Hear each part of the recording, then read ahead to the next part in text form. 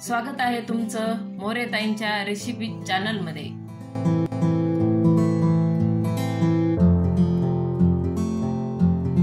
चला तर मग व्हिडिओमध्ये पुढे जाण्याआधी बेल आयकॉन दाबून चॅनलला सबस्क्राइब करा आणि सुरू करा मोरेताईंसोबत आजची ही चवदार रेसिपी बनवायला। नमस्कार मंडळी, आतापर्यंत आपण मुगाच्या डाळीचे किंवा हरभऱ्याच्या डाळीचे भजे खाल्लेले आहेत। आज आपण नवीन रेसिपी बघणार आहेत, ते म्हणजे तांदळापासून भजे। तर त्याच्यासाठी मी एक वाटी असे तांदूळ भिजू घातलेत।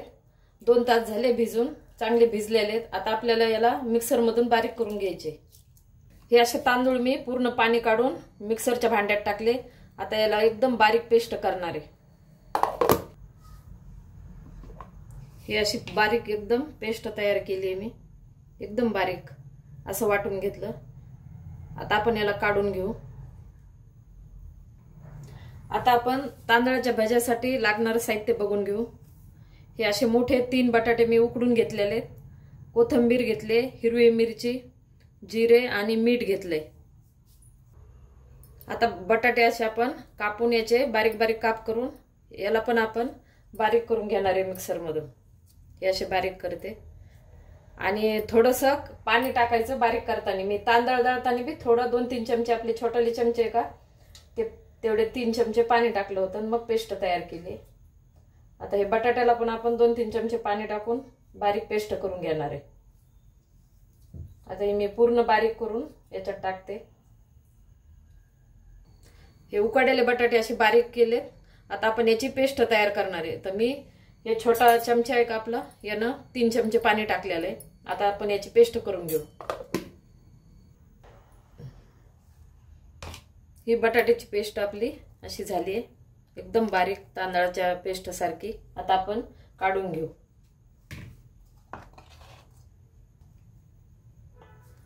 आता आपण बटाट्याच्या पेस्टला काढून घेऊ।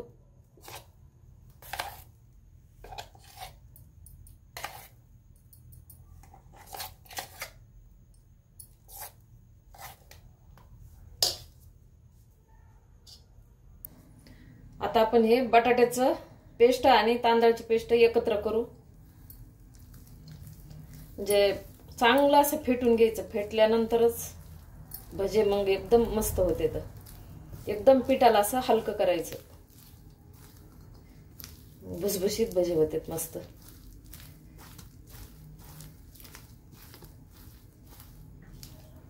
चांगलं 5-6 मिनिट फेटून घ्यायचं आपल्याला पिठाला, कारण खुसखुशीत आणि भुसभुशीत भजे ना फेटल्यानंतरच होते। त्याच्यासाठी याला थोडीशी अशी मेहनत लावायची आपल्याला।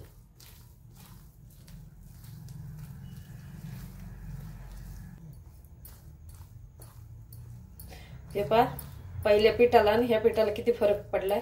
6 मिनिट मी असं फेटून घेतले। फेटल्याशिवाय व्यवस्थित मग फेटलंय ना तर ते एकदम हलका असं पीठ झालंय आपलं भज्याचं तयार।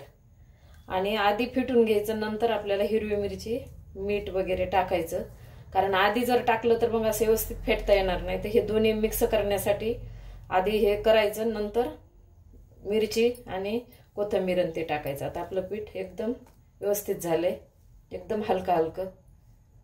आता आपण हे साहित्य टाकून घेऊ। आता हिरवी मिरची खूप सारी टाकली आहे मी, थोडी तिखट कमी आहे ना त्याच्यामुळे थोडी जास्त टाकली। जिरे टाकले 1 चमचा आणि मीठ चवीनुसार टाका। कोथिंबीर खूप सारी, चांगली 1 वाटी कोथिंबीर टाकली मी। आता आपण याला पण मिक्स करून घेऊ।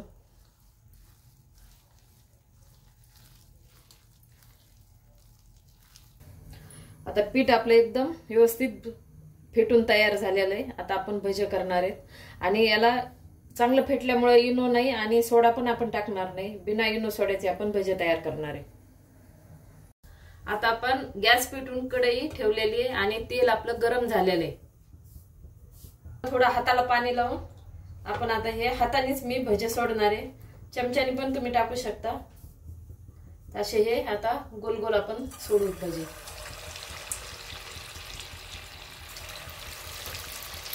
थोडं पाणी लावायचं हाताला, मग चिटकत नाही.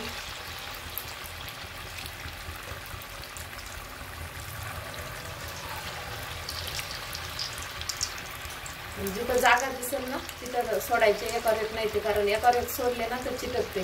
आता जेवढे कढईत बसतील का तेवढे मी टाकते. आता एवढे मी तळून घेते आधी.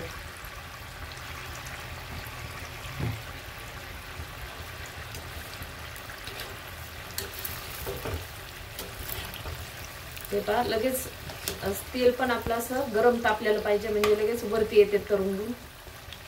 आणि तांदळाचं पीठ एकदम हलकं झालेलं आहे फेटल्यामुळं ना, तर मस्त त्याला इनो नाही सोडा नाही तरी पण किती छान झाले, एकदम वरती आलेत फुगून. आणि छान कलर पण बदलायला लागलाय.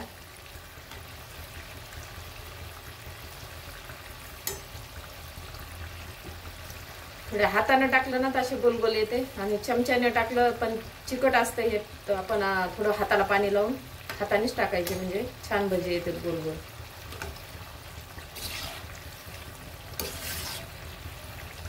छान कलर आलाय सोनेरी.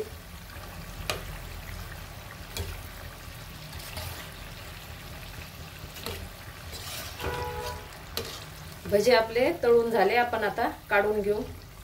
आणि फुल गॅसवर तळले ना तर तेलकट पण होत नाही, आणि कमी गॅस केला ना थोडे तेलकट होते. तर फुल गॅसवर आपल्याला भजे तळून घ्यायचे, कारण आपले बटाटे उकडलेले आहेत आणि तांदळाला काही वेळ लागत नाही तळायला, त्याच्यामुळे फुल गॅस करून तळून घ्यायचे. अशा प्रकारे आपण तळून घेतले. आता अजून मी असेच तळते बाकीचे राहिलेले. अजून राहिलेले असेच थोडंसं हाताला पाणी लावून असे भजे सोडायला लागले. आणि त्याच प्रकारे आपल्याला तशाच कलरमध्ये तळायचे. सोनेरी कलर येऊ द्यायचा, म्हणजे छान दिसते पण खायला पण चव लागते चांगली. पाणी लावलं ना हाताला पटकन असे निष्ठत येत, मग नाही तर असं चिकट होते. त्याच्यामुळे पाणी लावायचं आणि असे पटपट सोडायचे. ते लगेच फुल गॅस असल्यामुळे वरती येते तळून. आता मी हे पूर्ण काढून घेते आता भजे. अशा प्रकारे आपले तांदळाचे भजे तयार आहे. एकदा नक्की ट्राय करा आणि कमेंटमध्ये कळवा. तुम्हाला हा व्हिडिओ आवडला असेल तर लाईक करा, आणि अशाच प्रकारच्या चवदार आणि चमचमीत रेसिपीसाठी सबस्क्राईब करा, आणि कमेंटमध्ये कळवा तुम्हाला कोणत्या रेसिपीज बघायला आवडतील. पुन्हा भेटूया एका नवीन रेसिपीसह एका नवीन व्हिडिओमध्ये. धन्यवाद.